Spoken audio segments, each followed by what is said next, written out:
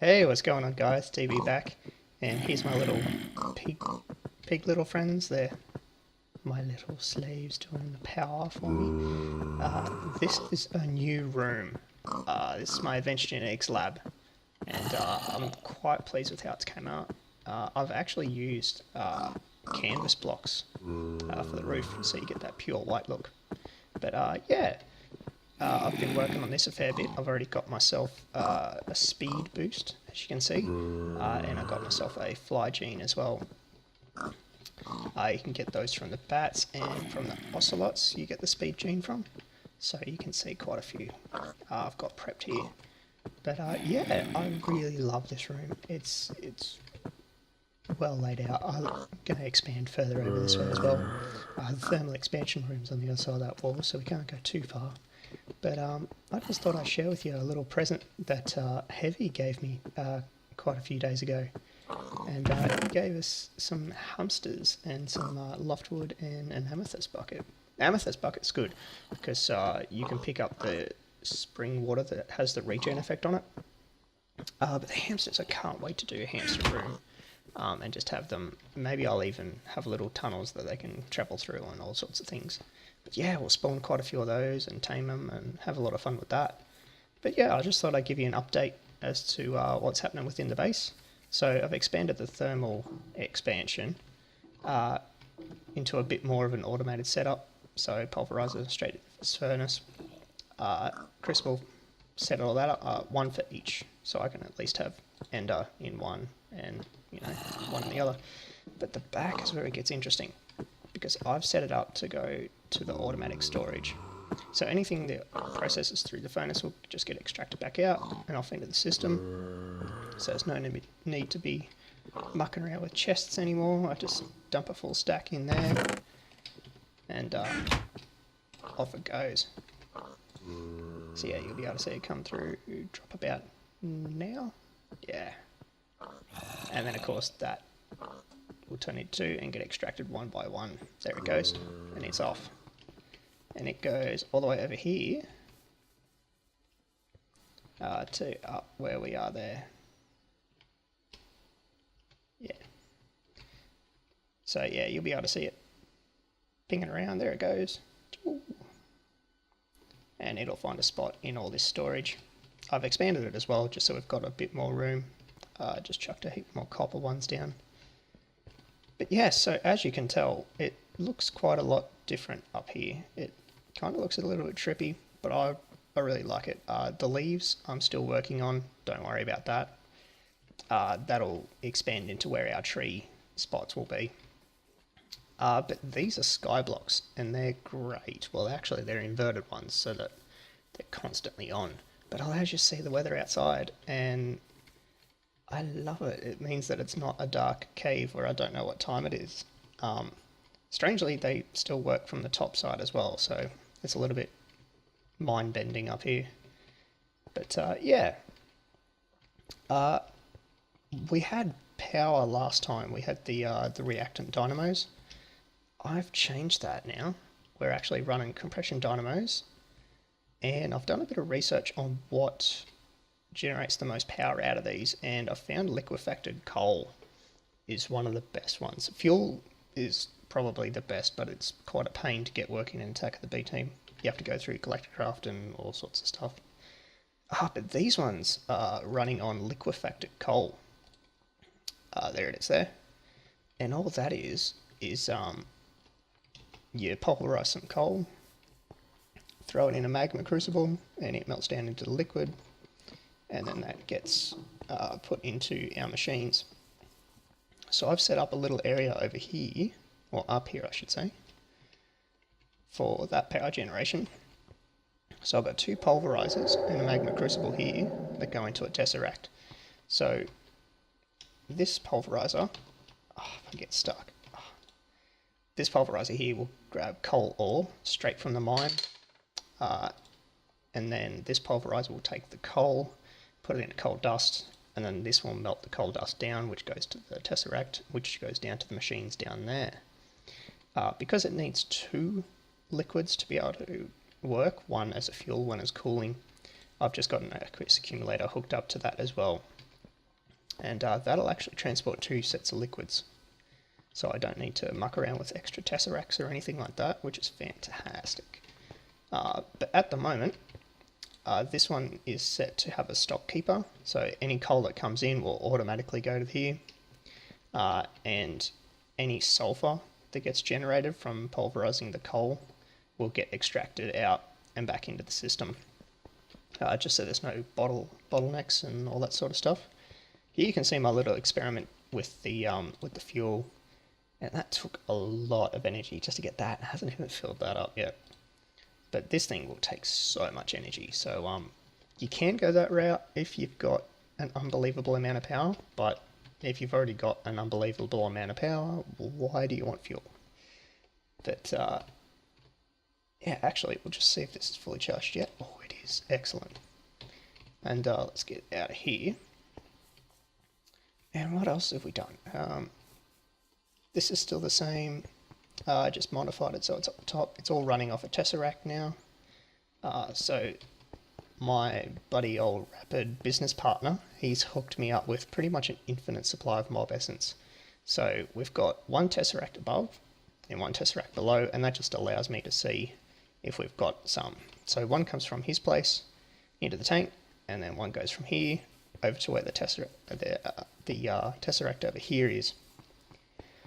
And then, of course, there's another one hooked up to this as well. So any that generates just cycles back through the system. So it's wonderful. Eventually, I'll have my own special mob essence setup. But yeah, we're trading some emeralds right now. So it's not too bad. Actually, what I should do is show you my little plan. So we've got a couple of villages, right? And Generic had a good setup where he used a vanilla spawner setup. But I like automating things as well. I've got a little vacuum hopper there. So take these hamsters out, put some villagers in, and we'll close that back off. They always jump in there. Cool. Alright, so if I spawn some villagers, the grinder will get them, but then that doesn't give me anything besides what the villagers drop as a mob. What I want is to melt them. So how do I get them to the melt? This little switch over here. Hooked it up to some drawbridges. That pulls the floor away, bit of a trapdoor, and they all fall to their death. And then we get lovely, lovely emeralds. It's fantastic. So every now and again I'll just come in here, clear that out. That'll fill up a block. That's about 2 right now. And then, boom, off it goes. Off into the system. These guys will only take damage if there's existing stuff in there. So to make sure that doesn't drain, I've put a pneumatic servo filtered to liquefied emerald. So there's always a bit of blood or seared stone. Look at that! Emeralds for days. 4 days. So kick that off. Cover this up. And they'll eventually die off. It is a bit loud too. I'll have to do something about that. But yes, we'll be doing a bit of work on this portal room, get it a lot more tidy. Make it look a lot more pretty. But I think for today, actually I need more hearts. I cannot get enough hearts at the moment. I've got my 2 full sets of canisters, and I've got some a bit of exo armor with 10 as well. So you can put extra heart canisters on the armor, and that'll boost you up, you know, to a max of 10 that I've got. And that's just the chest piece. So we'll figure out what we can do for the rest of that. However, as you can see, I've got the little green hearts down the bottom. That's from the actual armor. But using this, if I make a iron golem, I can use its gene to get more health. So what do we need for an iron golem? We will need, I think, 1, 2, 3, 4. 4 nines. Well, this is maths plus here. So crack out the old calculator. I know basic maths definitely. Kids remember to pay attention in school. Right, so I'll grab some of those. I don't think we have. Oh no, I don't think we do. We don't have a pumpkin. Okay guys, what I'll do is I'll get all this set up. Get the blocks ready anyway. I'll get all this set up, get the gene, and I'll show you how I get all the genes scraped and all that, so I don't have to take damage or anything like that. Okay, I'll see you guys soon. We back. How's it going, guys? Finally found myself a pumpkin. Man, it took so long. I went through biomes after biome. Thank God my man Conflict helped me out. There was some right outside his base. So, what we might do is use our auto scraper here. That's linked up through to our room back there. So anything that gets scraped here will go straight to that room. So hopefully this works. I'm not sure how it'll go. Oh yeah, he's there. But, oh no, the grinder. I forgot about the grinder. Oh no. Okay, one sec. I gotta make more. Oh god. Good thing I've made a few extra pumpkins. Man, I cannot believe that, eh?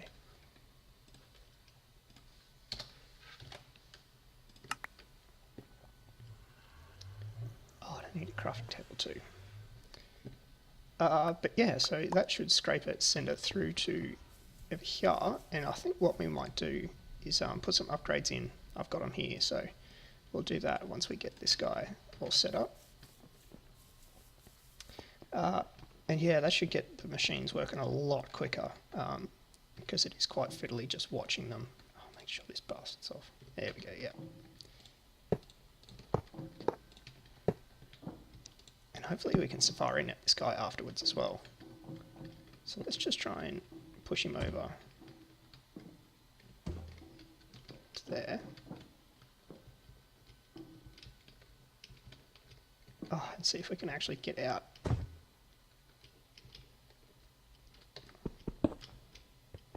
I'll have to do. Okay, he's not getting scrapings, so let's go around there and check.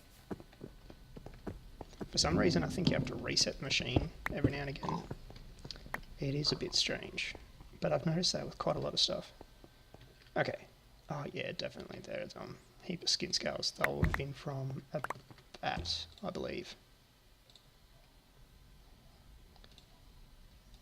It's actually, there's nothing in there. Cool, clear it out. And we'll head back down here. The chest could be full, and it'll probably be full of bat scrapings because I died and I lost everything. Okay, that created a little bit of room. Let's see if that comes through.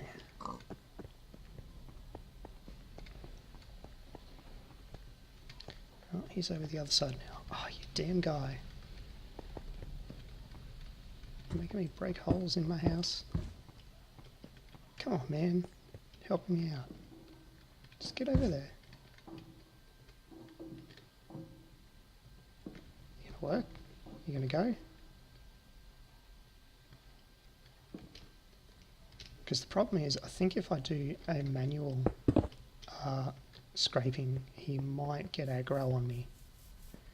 But I think that's the only option now. It was in here.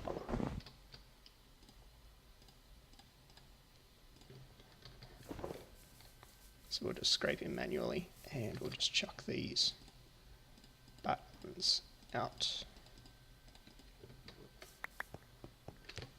No, I was about to say, did I just pick all those up? No, he's not angry. Alright.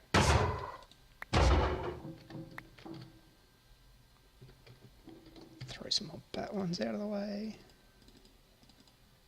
I really need a good storage system for all this stuff.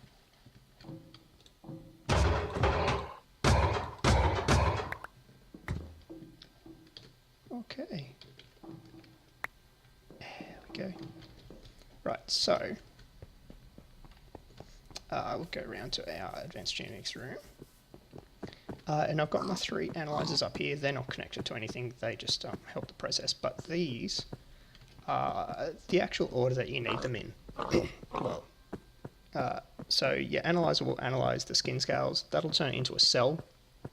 The cell then gets the DNA extracted from it, and it is encrypted, so you need a decryptor to figure out what properties that gene has, and then from there it actually splits it into what category or what type of gene you want to get out of it, and then we combine them all into one gene. So each characteristic has, you know, between 8 and 28 genes that need to be added to it. Fly is one of the biggest pains because it takes 28 genes to complete it. So you need to fill it, you know, you need to get your fly characteristic first and then fill it with 28 genes. The others aren't that punishing, but every time you die you lose your gene and you lose your flight and you need to do it all over again. So that's why you always keep a backup of whatever properties you've done so far. So what we might do is actually put some overclockers in. Now I'm only just putting 1 in each of these just to speed it up. So all you have to do is just right click it, and when you click on it you can see overclocker 1, and then that's got 1 more, that's got another one. Okay, but the thing is, when we put it in here it'll stay there, and I haven't got any pipes hooked up to these, and they're not like thermal expansion where you can sort of pick where they eject to. You've got to have these auto outputs put in. So what I might do is put those in as well, so that will inject into the nearest block there, that will eject into the nearest block there, and that will eject into this one. The reason why I don't want it ejecting straight into there is because if we want to pick a certain one or want to save that gene for later on.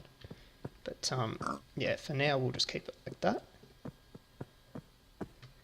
And let's get our iron golem 1 in. And as you can see, it does take a bit. We could create some more overclockers. I think I might do that. I've still got some clocks. So yeah, we've got about 7, so we'll just use all of them and get some redstone. And all you have to do is clock in the middle and then 4 redstone on the outside, and that makes 4. So probably just make 8, 12, yeah, we'll make 16. And we'll just put that there for the moment. Put our clocks and redstone back. Probably get rid of that. We'll capture the golem with that, hopefully. I don't know if it works. But we can put 2, 3, 1, 2, 3, 1, 2, 3, and we'll probably put a couple in here, maybe a couple in there, and then you can see it's got 4, and the auto output has been set on each one, and that means I'll just put 1 more in, that'll be fine.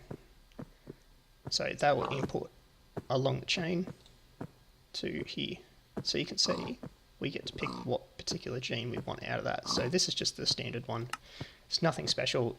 That accounts for 1 gene filled. But if we get a specialty gene, that can account for a bit more. So we'll chuck that in. And you can see how fast it's going now by comparison. I'll chuck that last one in there, that'll be fine. See, look at it go. Brilliant. That's already done, and we'll pull that basic gene out. There's another basic gene. You got to get lucky. Let's see if we can keep going with this and get more. I could use the ones up top, but these ones are pretty quick now. And these are all bat ones still, so we'll just get rid of the bat ones.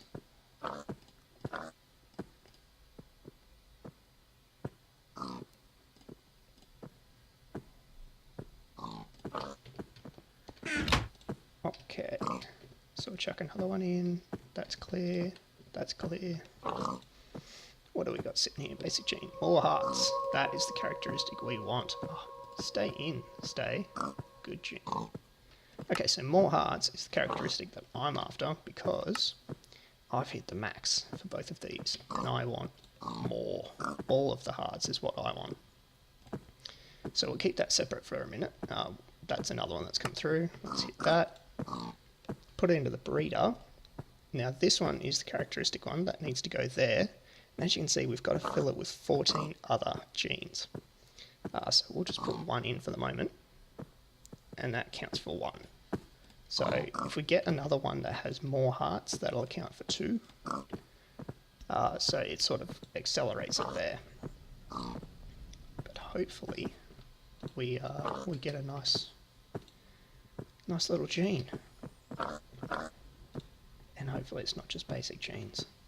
But if it is, I'll have to come back. Where are we? Yeah, more basic genes.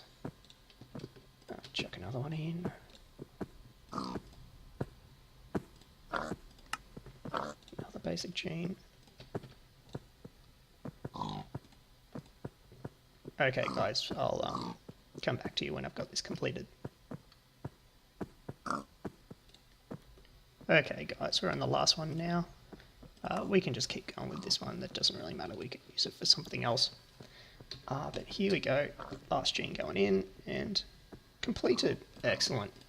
Okay, so, and when this lag stops, it'll be fine.